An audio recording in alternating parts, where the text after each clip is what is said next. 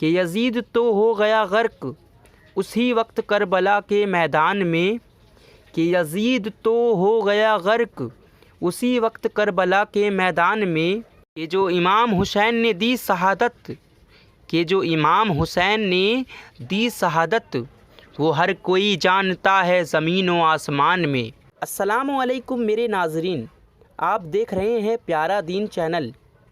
आज हम हमारे प्यारे इमाम हुसैन रज़ी अल्लाह अन्हो के बारे में गांधी जी का क्या कहना है ये जानेंगे। तो वीडियो शुरू करते हैं। गांधी जी का कहना है कि अगर हिंदुस्तान को एक सक्सेसफुल कंट्री बनना है तो इमाम हुसैन रज़ी अल्लाह अन्हो के नक्शे कदम पर यानी कि फुट स्टेप्स पर चलना पड़ेगा। गांधी जी का कहना है कि अगर मेरे पास भी उन जैसे 72 सिपाही होते तो मैं हिंदुस्तान को 24 घंटों के अंदर आज़ाद करा लेता।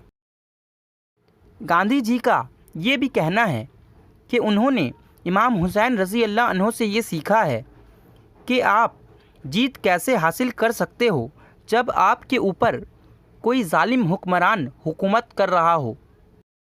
गांधी जी का ये भी कहना है कि मेरा ये मानना है कि इस्लाम तलवारों के ज़ोर पे नहीं फैला है, और जो लोग इस बात पे यकीन रखते हैं कि इस्लाम तलवारों के ज़ोर पे फैला है तो ये जान ले कि इस्लाम इसलिए आज फैला है और ज़िंदा है क्योंकि इस्लाम के पास इमाम हुसैन रज़ी अल्लाह अन्हो जैसे शख्स हैं।